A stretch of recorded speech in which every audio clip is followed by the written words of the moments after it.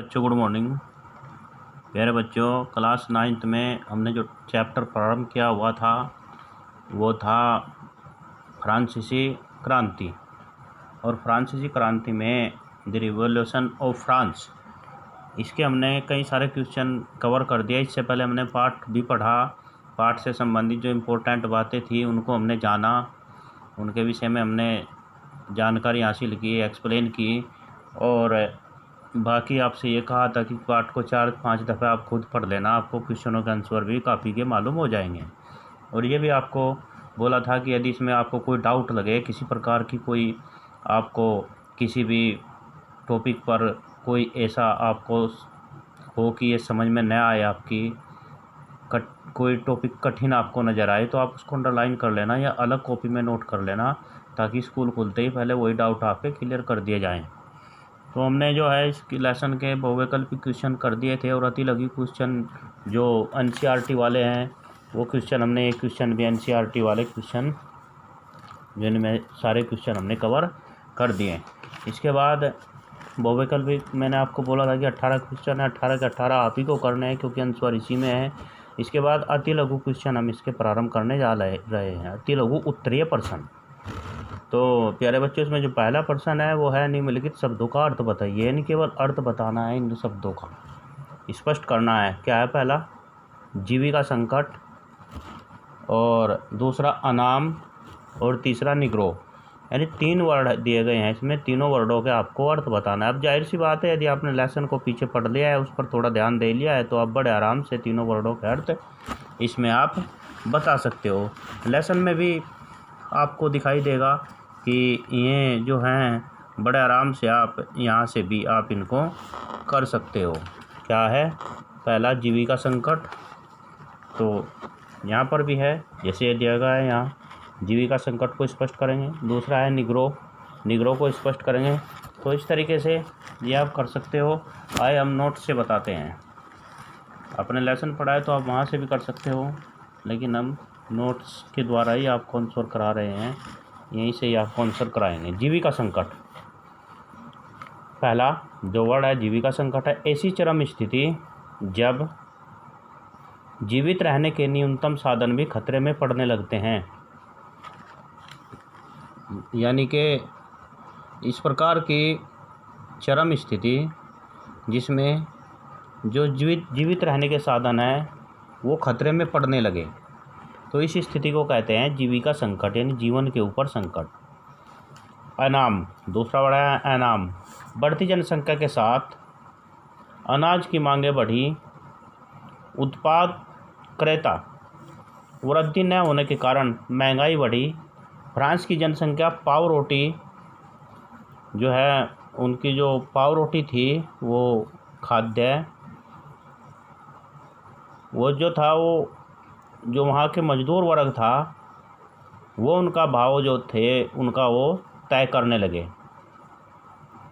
उनकी मजदूरी तय करते थे, यानी मजदूरी कम मिलती थी, और जो पाव रोटी थी, यानी जैसे हमारे यहाँ रोटी होती है, वहाँ खाने के लिए पाव रोटी प्रयोग की जाती है, उसके भाव ज़्यादा महंगे कर दिए गए और मजदूरी कम कर दी गई। तो इस प्रकार का संकट फ्रांस में प्रस्तुत हुआ। निग्रो, अफ्रीका में सारा क्षेत्र के दक्षिण में निवास करने वाले स्थानीय लोग, यानी यह एक प्रजाति है निग्रो, और यह है अफ्रीका का जो सारा का क्षेत्र है उसके दक्षिण में निवास करने वाले जो स्थानीय लोग हैं।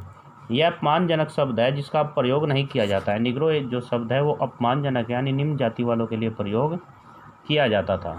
अब आइए दूसरा क्वेश्चन देखते हैं।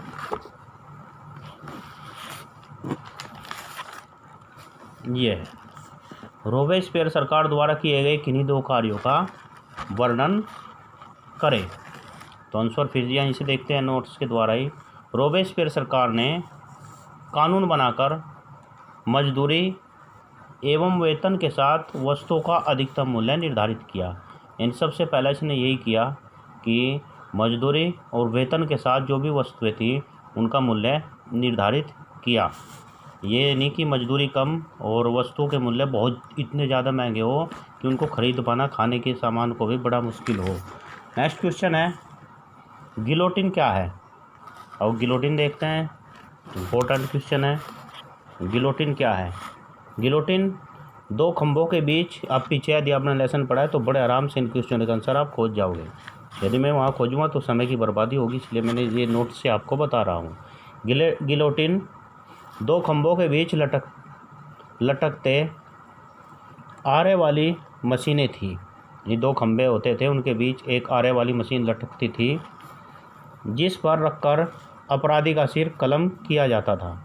यानी वहाँ उस पर फिर अपराधी को उसमें खड़े कर देते थे और अपराधी का उस पर जो है ऊपर से एकदम वो आरा पड़ता था और उसका सर वहाँ रखा हुआ एकदम कट जाता था।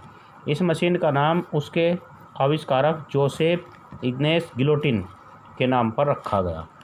तो ये गिलोटिन भी आप जान चुके हो क्या है। नेक्स्ट जो क्वेश्चन है वो है, बुक से देखते हैं। नेक्स्ट क्वेश्चन चौथा, जैकोबिन सरकार के पतन के बाद फ्रांस में किस तरह की सरकार स्थापित हुई? तो जैकोबिन सरकार के पतन के बाद फ्रांस में जो थी वो सत्ता संपन्न मध्य वर्ग के पास आ गई। जैकोबिन सरकार के पतन के बाद फ्रांस की सत्ता संपन्न मध्य वर्ग के पास आ गई। पहले वहाँ उच्च और कुलीन वर्ग के लोगों की सत्ता थी। नए संविधान के निर्माण के साथ संपत्ति विहीन लोगों को मताधिकार से वंचित किया गया।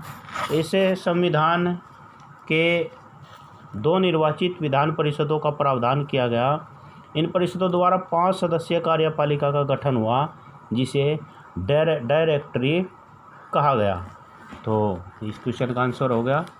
नेक्स्ट जो क्वेश्चन है वो है, 18वीं सदी में फ्रांसीसी समाज कितने स्टेट में बटा हुआ था? पीछे भी आपने पढ़ा है बड़ा अच्छे से इसको। तो 18वीं सदी में फ्रांसीसी समाज जो था 3 स्टेट में बटा हुआ था, प्रथम स्टेट, द्वितीय स्टेट और तृतीय स्टेट। आपने वहाँ पढ़ा है प्रथम स्टेट में जो था उच्च और पादरी वर्ग था। तो इस तरीके से अब पीछे लेसन में पढ़े हैं। नेक्स्ट क्वेश्चन पर आ जाए, सेंसरशिप की समाप्ति के उपरांत किस तरह के अधिकार प्रदान किए गए जिससे मुद्रण संस्कृति का विकास हुआ? किस तरीके के अधिकार प्रदान किए गए जिससे मुद्रण संस्कृति का विकास हुआ? वर्ष 1789 में फ्रांसीसी क्रांति के बाद फ्रांस के, जब 1789 में फ्रांस की क्रांति हुई तो उससे यहाँ से जरा आप ये फ्रांस के पुरुषों, महिलाओं तथा बच्चों के जीवन में कई परिवर्तन हुए।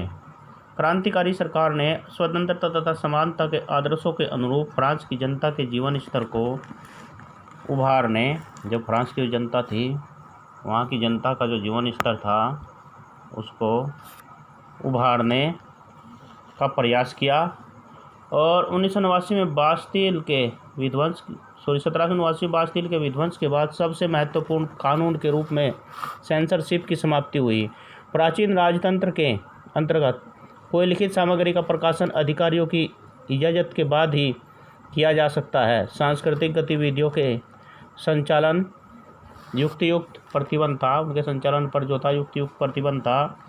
क्रांतिकारी सरकार की स्थापना के बाद अधिकारियों के घोषणा पत्र द्वारा भाषण एवं अभिव्यक्ति की स्वतंत्रता को नैसर्गिक अधिकार माना गया है। फ्रांस में अखबारों तथा पुस्तकों का बड़ी संख्या में प्रकाशन आरंभ हुआ।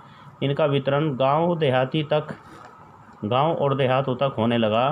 फ्रांस में हो रही घटनाएं एवं परिवर्तनों का ब्यौरा हर किसी तक पहुंचने लगा, देश के हर किसी नागरिक तक पहुंचने लगा। तो इस क्वेश्चन का आंसर हो गया। और उसके साथ ही आप देखोगे कि जो ये अति लघु क्वेश्चन थे ये समाप्त हो गए। अब इसके बाद जो हम स्टार्ट करेंगे वो लघु आंसर टाइप क्वेश्चन स्टार्ट करेंगे अपने नेक्स्ट पीरियड में। Thank you. आप साफ और स्वच्छ तरीके से इनको नोट कर लेना है।